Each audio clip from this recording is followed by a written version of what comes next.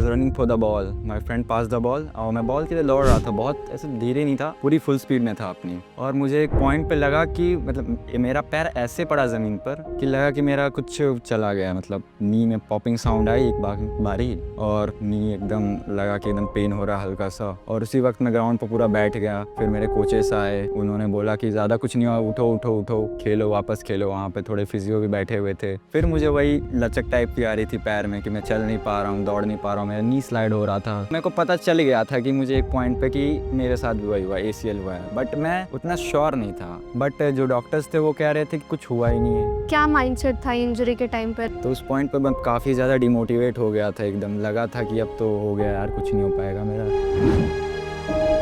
Research करना चालू कर दिया था इंटरनेट पे कि डॉक्टर्स कितने अच्छे हैं, मतलब कहाँ पे सबसे अच्छे डॉक्टर्स मिल सकते हैं इंडिया में। सो मैं यूट्यूब पे गया, मेरे को पता चला कि हाँ ये डॉक्टर अच्छे हैं। डॉक्टर मनु बोरा ने आपको समझाया कि अभी हम एक नई टेक्निक से आपका ACL बना रहे हैं जो कि है क्वाड्रिसेप्स ग्राफ्ट। तो धीरे धीरे मैं इम्प्रूव करता गया, ऑनलाइन फिजियो करता रहता था, मुझे अच्छी गाइडेंस मिलती रहती थी फिजियो पे। धीरे धीरे मैंने वीक बाय वीक मेरा नी बेंडिंग भी अच्छी होती गई। So hi everyone, welcome to our podcast, new episode of our podcast beyond the brace. आज की इस सीरीज में हमारे साथ है रॉबर्ट, जो कि उत्तर प्रदेश से है और एक फुटबॉल खिलाड़ी है। प्लीज अपना इंट्रोडक्शन दीजिए। So hi everyone, my name is Robert और मैं उत्तर प्रदेश से हूँ, मऊ से। So basically, I'm a football player and I played I have played under 15, under 17, state and all the youth leagues. Okay, thank you so much Robert, हमारी इस series में beyond the brace में participate करने के लिए और हमारी इस सीरीज में शामिल होने के लिए। सो ये आपका इंट्रोडक्शन था। Can you please tell us कि आपको कैसे इंजरी हुई? How you got to know that you you have ACL injury और you got injured with your knee? मैं अपने लोकल टूर्नामेंट्स खेल रहा था in the city. So I was running for the ball, my friend pass the ball और मैं ball के लिए दौड़ रहा था, बहुत ऐसे धीरे नहीं था, पूरी फुल स्पीड में था अपनी। और मुझे एक पॉइंट पे लगा कि मतलब मेरा पैर ऐसे पड़ा ज़मीन पर कि लगा कि मेरा कुछ चला गया, मतलब नी में पॉपिंग साउंड आई एक बारी और नी एकदम लगा कि एकदम पेन हो रहा हल्का सा। और उसी वक्त मैं ग्राउंड पर पूरा बैठ गया। फिर मेरे कोचेस आए, उन्होंने बोला कि ज़्यादा कुछ नहीं हुआ, उठो उठो उठो, खेलो वापस खेलो। वहाँ पे थोड़े फिजियो भी बैठे हुए थे, उन्होंने थोड़ा फिजियोथेरेपी की मेरी। फिर वापस मैं ग्राउंड पे गया। फिर मुझे वही लचक टाइप की आ रही थी पैर में कि मैं चल नहीं पा रहा हूँ, दौड़ नहीं पा रहा हूँ, मेरा नी स्लाइड हो रहा था। फिर मैं वहीं बैठ गया। फिर आफ्टर दैट मैं घर गया, मैं अपने मम्मी पापा से बताया कि मम्मी ये प्रॉब्लम हो रही है। फिर उन्होंने काफ़ी डॉक्टर से कांटेक्ट किया। वहाँ पे मैंने करीब 2-3 डॉक्टर से कांटेक्ट किया। उन्होंने मुझे बोला कि ज़्यादा कुछ नहीं है, मेडिसिन ले और तू ठीक हो जाएगा 1-2 महीने में। तो मैंने करीब 1 मंथ मेडिसिन ली और उन्होंने मेरा शायद टेस्ट भी किया था ACL का, मेरे पैर लाइक वगैरह से फिजिकल फिजिकल एग्जामिनेशन किया होगा आपका? एवरीथिंग किया उन्होंने। बट उन्होंने बोला कि कुछ भी नहीं है, बट मैं कंफर्म था कि मुझे ACL हुआ है। आपको कैसे पता कि आपको ACL हुआ है without any MRI and doctor के लाइक डॉक्टर के कहने के बाद भी कि आपको कुछ भी नहीं हुआ है? But Robert ji, how you know that कि आपको ACL की ही इंजरी हुई है? सो वेल, मैं पहले से फ़ुटबॉल खेलता आ रहा हूँ, मुझे यूरोपियन फ़ुटबॉल में ज़्यादा इंटरेस्ट है। तो मैं बहुत मैचेस देखते आ रहा हूँ यूरोपियन फ़ुटबॉल का, तो मुझे पता है ACL होता है तो कैसा फ़ील होता है, कैसे प्लेयर्स ये रिएक्ट करते हैं, कितना पेन होता है उन्हें। तो मेरे को पता चल गया था कि मुझे एक पॉइंट पे कि मेरे साथ भी वही हुआ, ACL हुआ है, बट मैं उतना श्योर नहीं था। लाइक जो भी आपको सिम्पटम्स आ रहे थे, आप वो रिलेट कर पा रहे थे कि जितना आपने पढ़ा था या देखा था या जाना था, आप उससे रिलेट कर पा रहे थे कि ये जो भी सिम्पटम्स है वो आपको ACL की हो रही है। हाँ, बट एक छोटा पॉइंट था वहाँ पे कि जब एक सिम्पटम था कि मुझे ACL के बाद काफ़ी लोगों को क्या होता है कि पेन बहुत ज़्यादा, तो चल-वल नहीं पाते हैं, ना ही कूद पाते हैं, कुछ कर पाते हैं। बट मेरा क्या था कि मैं चल ले रहा था आराम से, ईज़िली चल रहा था, मतलब घर के सारे काम भी हो जा रहे थे मेरे, एवरीथिंग कर ले रहा था। तो मुझे लगा कि मेरा पार्शियल ACL टियर हुआ है। बट जो डॉक्टर्स थे वो कह रहे थे कि कुछ हुआ ही नहीं है। बट एक था डाउट कि मेरे दिमाग में कि ACL हुआ है तो मुझे दिखाना है। जब तक वो डॉक्टर कह ना दे ACL हुआ है, तब तक मैं शांति से बैठने वाला नहीं था। फिर मैंने रिसर्च की, इंटरनेट पे पूरा छान डाला ACL के कितने सिम्पटम्स है, कैसे क्या होता है। फिर मैंने ऑल द थिंग्स सर्च की और फिर मैं आया। इंजरी के कितने टाइम के बाद आपने MRI करवाई और कंफर्मेशन लिया कि now you have ACL injury? I think after 1 month I decided to do MRI and I got to know that I have an ACL, complete ACL tear. Okay, so आपको MRI से पता चल गया कि आपको complete ACL tier है। इस injury ने, ये जो ACL की इंजरी है, जो आपको गेम खेलते दौरान आया, ये इंजरी ने कैसे आपकी लाइफ़स्टाइल पे और आपकी गेम पे कैसा इम्पैक्ट किया? सो जब मैं घर गया, जितने भी काम थे मेरे मतलब उतना ईज़िली तो कर रहा था बट बैठने-वैठने में थोड़ा बहुत दिक्कत आती थी मेरे को।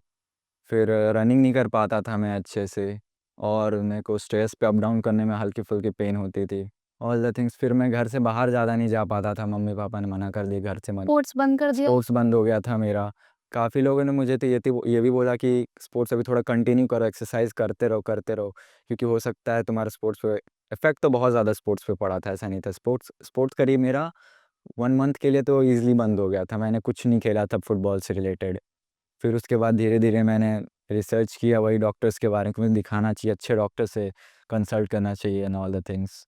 सो मिस्टर रॉबर्ट, क्या माइंडसेट था इंजरी के टाइम पे? लाइक इंजरी हो गई उस टाइम, बहुत लोग काम रहते हैं, बहुत लोग स्ट्रेस में रहते हैं, गेम खेल पाऊँगा, नहीं खेल पाऊँगा, सर्जरी करवानी चाहिए, नहीं करवानी चाहिए। जैसा कि आपने बताया पहले आपको इंजरी हुई, आप कई सारे डॉक्टर से मिले, उन्होंने बोला बेसिक नॉर्मल चोट है। फिर आपको लग रहा था कहीं न कहीं कि ये एसीएल इंजरी है, आपने एमआरआई करवाया और एक कन्फर्मेशन लिया। अभी उसके बाद माइंडसेट क्या था? आप क्या महसूस कर रहे थे कि अभी नेक्स्ट क्या? सो जब मेरी एसीएल हुई थी तो उस समय शायद अराउंड आफ्टर 2 और 3 मंथ्स मुझे खेलना था under 17 youth league. Youth leagues के मैचेस आ रहे थे तो मुझे खेलना था वो। तो मुझे एक टाइम पे लगा कि मेरा तो क्योंकि उस वो लास्ट ईयर था मेरा अंडर 17 का तो उसके बाद मेरी एज निकल रही थी। तो उस पॉइंट पे मैं काफ़ी ज़्यादा डिमोटिवेट हो गया था एकदम, लगा था कि अब तो हो गया यार, कुछ नहीं हो पाएगा मेरा। एंड फिर उसके बाद काफ़ी दोस्त मिले मेरे, कुछ नहीं हुआ है, कुछ नहीं हुआ, कर ले एकदम ठीक हो जाएगा। बट मैं पॉज़िटिव हुआ। काफ़ी दोस्तों ने मुझे मोटिवेट किया, घरवालों ने मोटिवेट किया कि चल तू कर लेगा। फिर मैं जितनी एक्सरसाइज़ेज़ थी सारी मैंने की बट फिर भी पेन होता रहता था वहाँ पे। But after the surgery only I got relaxed and all. So how you got to know about doctor Manu Bora? कैसे जाने उनके बारे में और कैसे डॉक्टर मनु बोरा से आप आके मिले? सो मैं जब एसीएल हुई मेरी, सो आफ्टर मैंने रिसर्च करना चालू कर दिया था इंटरनेट पे कि डॉक्टर्स कितने अच्छे हैं, मतलब कहाँ पे सबसे अच्छे डॉक्टर्स मिल सकते हैं इंडिया में। सो मैं यूट्यूब पे गया, तो वहाँ पे मैंने एक वीडियो देखी थी डॉक्टर मनु बोरा की एसीएल की। तो मैंने काफ़ी प्लेयर्स भी देखे थे वहाँ के इंटरव्यू में, पॉडकास्ट में अच्छे रिव्यूज़ थे उनके। तो मैं वहाँ से मैं मेरे को पता चला कि हाँ, ये डॉक्टर अच्छे हैं। तो मैंने डिसाइड किया, मैंने बोला कि चलो यार दिल्ली चलते हैं, दिखाते हैं डॉक्टर से अच्छे से और कंसल्ट करते हैं, क्योंकि अब खेलना ही आगे तो best to best everything. Okay, so जैसा आपने बताया आप यहाँ पे गुड़गाँव आए, डॉक्टर मनु बोरा से कंसल्ट किया आपने, उसके बाद क्या माइंडसेट था आपका? अभी नेक्स्ट क्या है? You feel confident after consultation with him? हाँ, मुझे लगा कॉन्फिडेंट क्योंकि मैंने काफ़ी सारे रिव्यूज़ देखे थे डॉक्टर मनु बोरा के।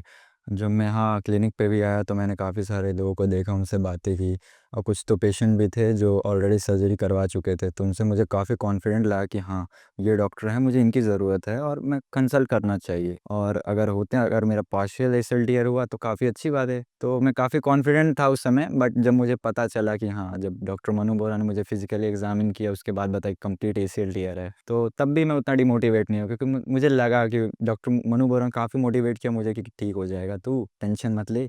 अगले दिन मेरी सर्जरी हो गई और मैं काफ़ी कॉन्फिडेंट था, मैं So डर you नहीं got रहा था। operated for ACL reconstruction with God quadriceps graft and middle meniscus repair भी था शायद आपका। डॉक्टर मनु बोरा ने आपको समझाया, कंसल्ट किया कि अभी हम एक नई टेक्निक से आपका एसीएल बना रहे हैं जो कि है क्वाड्रिसेप्स ग्राफ्ट, क्योंकि ये बहुत ही अच्छा स्ट्रॉन्ग एंड थिकनेस में ग्राफ्ट हार्वेस्ट किया जाता है और आपकी एसीएल को और भी ज़्यादा स्ट्रॉन्ग बनाया जाता है। साथ ही साथ आपका मेनिस्कस भी थोड़ा-सा फटा हुआ था, तो इस वजह से आपका मिडल मेनिस्कस रिपेयर भी था। Okay, so you got operated for ACL and middle meniscus repair. Next कैसा रहा आपका एक्सपीरियंस? सर्जन्स गाइडेंस क्या मिली आपको कि अभी आपको किन-किन चीज़ों का ध्यान रखना है?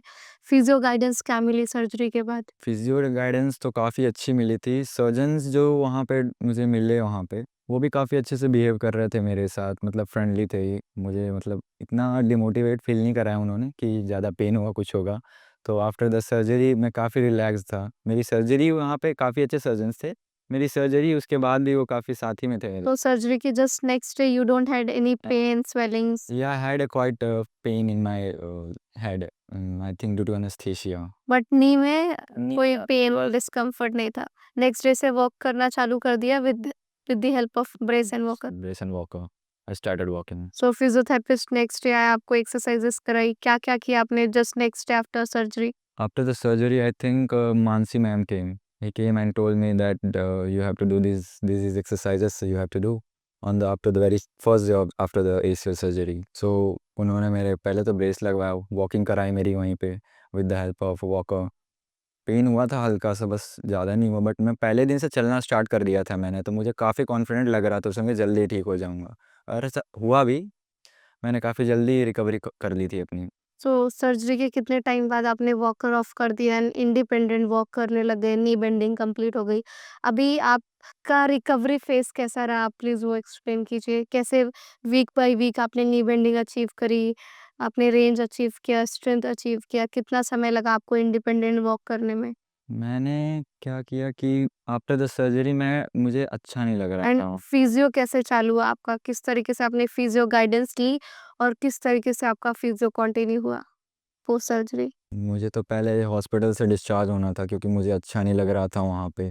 मुझे लगा कि अगर मैं घर पे रह के करता हूँ ये सब काम, अगर तो मैं ज़्यादा जल्दी रिकवर हो पाऊँगा, क्योंकि वहाँ का एनवायरनमेंट वैसा ही है मेरा, जहाँ अगर घर पे स्पेंड करूँगा जल्दी ठीक होऊँगा। सो मैंने घर गया यहाँ से, फिर मैंने पता चला कि मुझे ऑनलाइन फिजियो भी करा सकता हूँ, तो मैंने वहाँ पे कॉल किया क्लिनिक पे, उन्होंने मुझे आपसे कनेक्ट करवाया। मैंने आपसे काफ़ी सारे शायद मैंने बातें की फिजियो के रिलेटेड। सो धीरे-धीरे मैं इम्प्रूव करता गया। फिजियो के लिए तो मैंने कॉन्टैक्ट किया ही था, ऑनलाइन फिजियो करता रहता था। मुझे एक अच्छी गाइडेंस मिलती रहती थी फिजियो पे। धीरे-धीरे मैंने वीक बाय वीक मेरा नी बेंडिंग भी अच्छी होती गई। 6 और 7 वीक्स मेरी पूरी कंप्लीट नी बेंडिंग हो गई थी। फिर धीरे-धीरे मेरा वॉकर हट गया, फिर मैं चलना स्टार्ट कर दिया, फिर हल्की-फुल्की एक्सरसाइज़ मेरी बढ़ाई गई, वेट बढ़ाया गया उसके साथ-साथ। फिर जैसे-जैसे वीक बढ़ता गया, मैं इम्प्रूव पूरा करते गया। मुझे लग रहा था कि मैं काफ़ी अच्छा इम्प्रूव कर रहा हूँ। फिजियो से गाइडेंस भी काफ़ी अच्छी मिल रही थी, काफ़ी अच्छे फिजियोज़ हैं यहाँ पे। उसके बाद after 2 months I started doing gym, 2 और 3 मंथ्स। जिम जिम में की भी गाइडेंस आपको मिली थी, now you are ready for the gym? Gym की भी गाइडेंस मिल गई थी मुझे कि अब तुम्हें जिम करना चाहिए। मैं काफ़ी जल्दी इम्प्रूव कर रहा था। सो जिम में भी मैं धीरे-धीरे इम्प्रूव करता गया। रिहैबिलिटेशन प्रोग्राम के दौरान पे कोई दिक्कत जो आप फेस कर रहे हो, कोई चीज़ जो आप अचीव नहीं कर पा रहे हो, एनी पेन, एनीथिंग? रिहैबिलिटेशन में तो ज़्यादा पेन नहीं हुआ था, बट वही एसीएल अगर थी तो हल्की-फुल्की पेन आती रहती थी, बट उतना नहीं था। It was you can manage that pain. Okay. And after that I was doing exceptionally good in the gym. फिर जिम में तो धीरे-धीरे वेट बढ़ाते गए हमारा, फिज़ियोज़ हमारे गाइड करते गए जितने भी थे। फिर धीरे-धीरे इम्प्रूव हुआ मैं। फिर सो वीडियो कॉल के थ्रू आपका वीक बाय वीक रिहैब चलता रहा हमारी टीम के साथ। सो रॉबर्ट, ये थी आपकी इनिशियल फेज़ की रिकवरी, कैसे किस तरीके से आपने हमारी टीम से हमसे वीडियो कॉल पे कनेक्ट किया, वीक बाय वीक एक्सरसाइज सीखते गए और आप रिटर्न टू फंक्शनल एक्टिविटीज़ गए, रिटर्न टू जिम गए। अभी रिटर्न टू रनिंग में कितना समय लगा? सर्जरी से कितने टाइम बाद आपने रनिंग चालू कर दी and return to sports practice चालू कर दी? सर्जरी के आई थिंक अराउंड 3 और 4 मंथ्स बाद मैंने रनिंग चालू कर दी थी। हल्की-फुल्की जॉगिंग मेरी आ गई थी। 50% यू कैन से दैट मेरी रनिंग पूरी आ गई थी 50%। धीरे-धीरे इम्प्रूव करता गया, रनिंग स्पीड भी बढ़ती जा रही थी मेरी, ऐसी नहीं थी, और काफ़ी मसल मास मेरा लॉस हो चुका था, तो वो भी धीरे-धीरे स्ट्रेंथनिंग से वापस आता जा रहा था मेरा मसल मास पूरा। फिर बदलाव देख रहे थे कि आपकी हाँ। थाई में एक चेंजेस आ रही हैं, आपकी मसल्स डेवलप हो रही है। मसल्स काफ़ी अच्छी डेवलप हो गई थी मेरे उस वीक में। सो रिटर्न टू रनिंग चले गए आप, 3 से 4 महीने के बीच में आपकी प्रैक्टिस चालू हो गई, अच्छे से रनिंग कर रहे थे। धीरे-धीरे कैसे आपने रिटर्न टू स्पोर्ट्स ट्रेनिंग चालू करी, like drills practice, agility, plyometrics, ground पे प्रैक्टिस, सेल्फ प्रैक्टिस कब चालू करी आपने? अ, जैसे ही मेरी रनिंग आई थिंक 90% वापस आ गई थी, तो मुझे फिजियो से गाइडेंस मिली कि तुम अब जाओ ग्राउंड पे प्रैक्टिस करो। कोन ड्रिल्स मैंने धीरे-धीरे स्टार्ट कर दी थी, धीरे-धीरे प्रोग्रेशन बढ़ता गया मेरा। सो धीरे-धीरे जैसे ही मैं ग्राउंड पे गया, मैं पहले तो सोलो प्रैक्टिस ही करता था, अपने जितने कोन ड्रिल्स हैं सारे धीरे-धीरे स्टार्ट किए मैंने। पहले हल्का-फुल्का कॉन्फिडेंट फ़ील कर रहा था कि मैं ग्राउंड पे वापस आ रहा हूँ, तो मुझे अच्छा लग रहा था कि फिर उसके बाद मैंने काफ़ी सारे फ्रेंड्स को बुलाया, मैंने इंकरेज करे, काफ़ी अच्छा इंकरेजमेंट मिला था उस समय मुझे, और फिर वही धीरे-धीरे मैंने स्टार्ट किया 2 प्लेयर्स के साथ फुटबॉल खेलना स्टार्ट किया। अपनी जितनी बैक टू स्पोर्ट्स की एक्टिविटीज़ थी धीरे-धीरे मैं करता गया, उसको मास्टर किया अच्छे से। उसके बाद मेरे कोचेस ने काफ़ी अच्छा मुझे गाइडेंस दिया वहाँ पे, बोले कि you are doing exceptionally well, you can improve a lot, so I was very confident related to that. Okay Robert, so it's been 1 year to your surgery, 1 साल हो गया आई थिंक? या I think it's been 1 year. 1 year approx हो गया, अभी आपने अपनी football practice चालू कर दी है, स्टेट लेवल आप खेल चुके हैं और अभी जैसा कि आपने बताया नेशनल की भी तैयारी कर रहे हैं। या आई am preparing for under 21 nationals. Okay, कैसी चल रही है अभी आपकी preparation? It's going well. I'm feeling very confident. Okay, And I अपने know and I know that I'm going to play. Okay, so अपने गेम के बारे में बताइए, कैसा होता है फुटबॉल? किस तरीके से आपने कितने मेडल्स अभी तक जीते? स्टेट लेवल कितनी बार पार्टिसिपेट किया है? और कितना कॉन्फिडेंट हो अपने आने वाली नेशनल गेम के लिए? सो मैंने फुटबॉल तो खेलना स्टार्ट कर दिया था बहुत ही छोटे एज से। मैं अंडर 13 खेल चुका हूँ स्टेट, फिर अंडर 15 स्टेट हो चुका है मेरा। डिस्ट्रिक्ट ऑल दस टूर्नामेंट मेरे क्लियर हैं। फिर अब I am preparing for my nationals because in my initial time only when I was 17 I got an ACL, so I didn't get much chance to play. I missed my under 17 nationals, under 17 nationals. I missed them. Okay, so Robert, how was your physio rehabilitation experience with me, with our team, Third Physio Center? या it was a great experience. काफ़ी अच्छे यहाँ के physio हैं। मुझे खासकर आपके साथ मतलब आई डिडंट फील दैट कि you are like a trainer. I felt that you are like a friend more, so I was very comfortable with you. Okay, so समय-समय पे सारी गाइडेंस आपको मिलती रही? Yes, I got all the guidance and all the things from you and it was great. धीरे धीरे improve हुआ। सो Robert, ये तो रही आपकी कहानी और आपकी जर्नी सर्जरी से पहले और सर्जरी के बाद। Anything you want to tell our viewers और एथलीट को कुछ कहना चाहोगे आप? हम्म। कि इंजरी हो जाए तो कैसे ध्यान रखना है और किन-किन चीज़ों का ध्यान रखना है? सो जितने भी एथलीट्स हैं मैं उनसे बोलना चाहूँगा ये, अगर इंजरी होती है तो लापरवाही तो एकदम नहीं करना।